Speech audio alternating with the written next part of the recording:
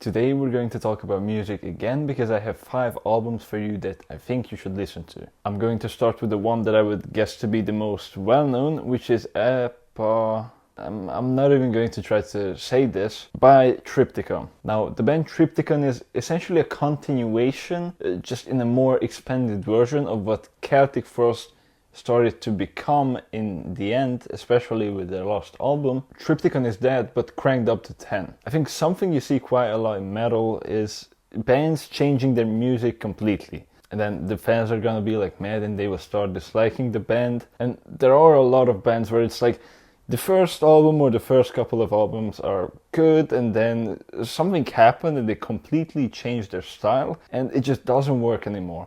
And I think a reason why a lot of people start hating those bands afterwards or just disliking the new music and then just liking the old ones is because they completely changed their identity. It's not the same band, it's just the same name. But the music changes like 100%. And that's something that actually didn't happen with Celtic Frost. They changed their music a lot because it's very ironic how Celtic Frost was like the speed metal band, and then in the end with Monotheist they essentially started playing like more really heavy, like kind of doom metal. I wouldn't really call it doom metal, but it has a lot of like doom elements to it, where it's more like slow paced and more like focused onto being heavy, and it did work really well for them. Even though if you listen to like the first Celtic Frost release and the last one, it's going to be wildly different, but I think the reason why it worked is because the essence remained, okay? They remained Celtic Frost. You can hear the same vibes and the music didn't change completely. And what you can hear in Triptykon is basically the continuation of the last Celtic Frost album, which is Monotheist, or the continuation of the same concepts at least, but again cranked up to 10, and also adding a more experimental avant-garde mindset to it. And that is exactly what you can hear in this album as well. This album is heavy. It's heavy as fuck. It's one of the heaviest albums and just music in general that I've ever heard. And I think just alone because of that, this album and just Triptykon in general is worth a listen. But there's also a lot of experimenting, a lot of weird stuff. Also there's an extra female singer. And overall, I think the whole thing works really well together. And it has a very like grim, kind of a bit scary vibe, but also very heavy. The sound of the album is just overall very, very thick and kind of bassy. And there is a very, very long track in the end, which is the prolonging, which works really well. You know, it's a 19 or 20 minute track or something like that. I don't feel like it's wasting my time personally. I really love the track. It's actually one of my favorite tracks from the album because first of all of it is content. It's not filler, it's not playing the same shit for like 6 minutes straight. It's all things happening throughout 20 minutes, and I think it's one of the best tracks on the album. And my other favorites are Goetia, I hope I said that well and didn't pronounce it wrong, which is the first track of the album, and it starts off the album really well, and essentially it lays down a pretty strong ground on what you can expect from the album going forward. And also a favorite of mine, In Shroud's Decade. The second album is from a Norwegian band called Kvelertak, which is from Stavanger, which is actually the city that I almost moved to, but I didn't. And the album is called Splid. And the first time I heard this album, I was so amazed because there was nothing else that I've heard that was like this. And still to this very day, I haven't heard anything like this, even though it's been like, what, 2 or 3 years since I discovered this album. I wouldn't really like call this a metal album. For me, it's more like a bit of a rock and roll album. It has, or at least most of the album has more of a fun vibe. It's really funny because when you like search this band up, it actually pops up to be like a black metal band, and I was like, what the fuck? And there are some like black metal elements to the last 2 songs, and I'm going to talk about that because I think that's actually the one thing that makes the album worse. But most of the album is not that. Most of the album is like a fun, like rock and roll vibe music. You know, this is exactly the album that I would listen to if I would go to like a camping site for a couple of days with my friends in a car. And it's like really hot outside and we're just all laughing and talking and driving to the place. And this is what I would put on. And besides that, the one thing that really captured me in this album is the sound. It has a really good sound. The production is extreme and you know, the kick has a kick. Do you know that video where Fenris talks about like, the kick doesn't have any bass? Det høres ut som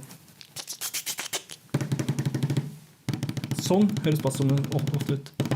Og da ble det slik at hvis du skal ha så mye bass i basstrommene som det burde være, så vil du bare høre rumling. Ja, da får de bare ta vekk bassen i basstrommene da, så det blir klikking i stedet. Få bare ha bass i basstrommen liksom, ikke være så jævla idiot. This one does, and just in general the whole album is like a very like rich sound cavalcade, and it sounds like an entire adventure.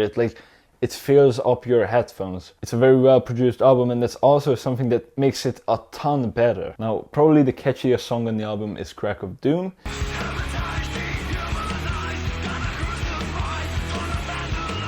And my personal favorites are Rogaland, Devling,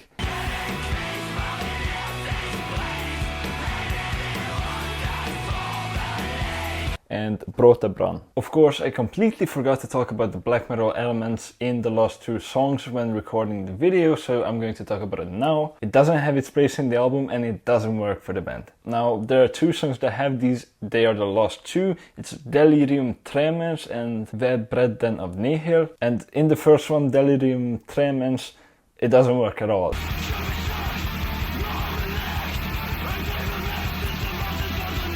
It kind of sounds like a more like trying to be evil sounding black metal, which first of all doesn't fit together at all with the rest of the album. It doesn't fit together with the rest of the song, and it just doesn't work for the band. And also with this whole sound that they have, it doesn't work either. So I don't really understand why it's there, but it makes everything worse. Compared to that, the last song, I would say that's a pretty good song actually.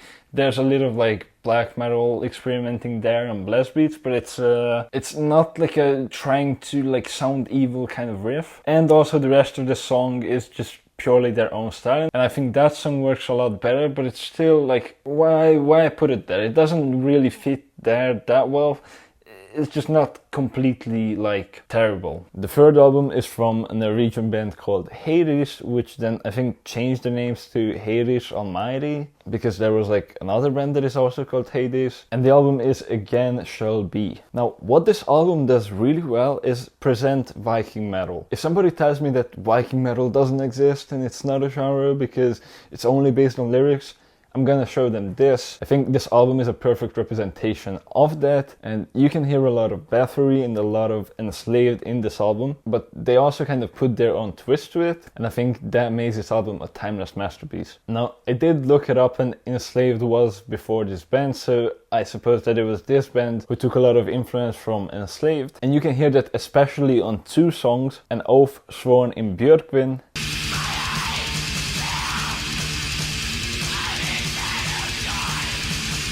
and The Spirit of an Ancient Past. These two songs they literally sound like Enslaved songs. If somebody would tell me that they are, and I wouldn't know about this, I would probably believe it. That's not to say it's a complete rip-off, it's their own songs obviously. I'm just saying that these two songs, how they are structured and what they sound like and what like the whole song is like, they could be Enslaved songs. And even though I absolutely love Enslaved, the songs that I really love from this album are more so the songs where they put their own twist to it, and one of those songs is Hecate, Queen of Hades.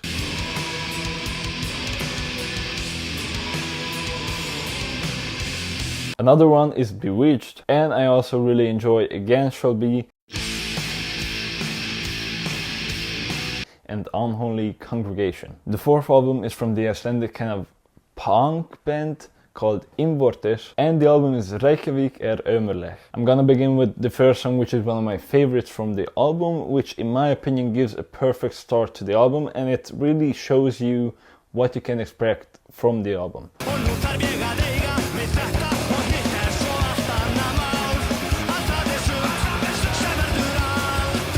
You can hear that it's gonna be a bit of a silly album, but it's gonna also be pretty fast and kick-ass a lot of the times, and intense, and just overall a fun album. And the production is also perfect. Again, the kick has a kick to it, the drums give a lot of weight to the music, and overall everything is very clean, nice, and rich sounding. Now, there are a lot of songs on this album, and even though it's not actually that long of an album, there are, I think, 17 songs, and they're fairly short compared to what I'm used to, but it works well, and it doesn't feel like there's too much stuff going on. But it works well, and it doesn't feel like there's overly too much. Now, I already said that one of my favorites is the first song, Hanging, but the other favorites of mine are Livin',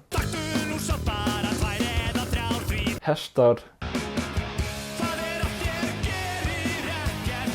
and the first song that I've actually heard from the band, Andra,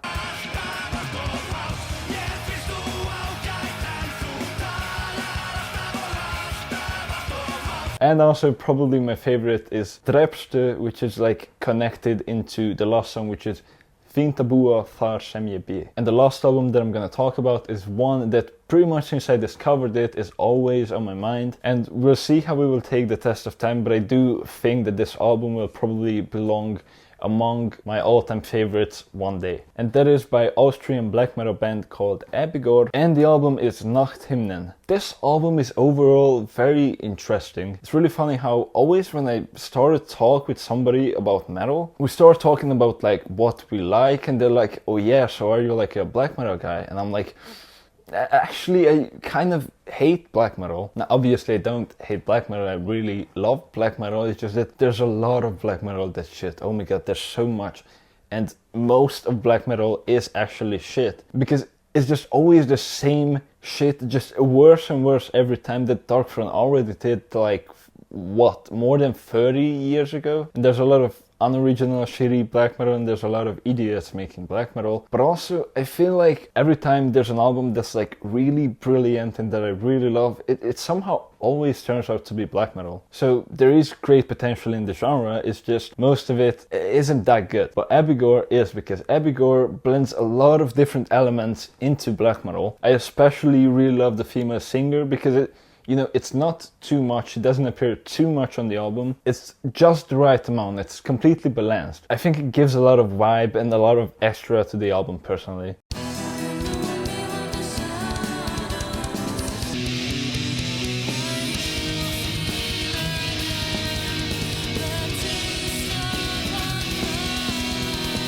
And also, there's a lot of stuff appearing on this album that is not typical to black metal, and they have a very interesting take when it comes to making music. Now, I've heard that they like blend classical music elements into black metal, which I don't know about, because honestly I'm not saying I'm way too dumb for that, but I'm not very well educated when it comes to classical music. But I do hear that this is not the typical shit that you hear, and the structures are not the ones that you hear in every other black metal band. And I think this album blends beautiful and ugly really well in one album. Now, my favorite track from the entire album is Revealed Secrets of the Whispering Moon.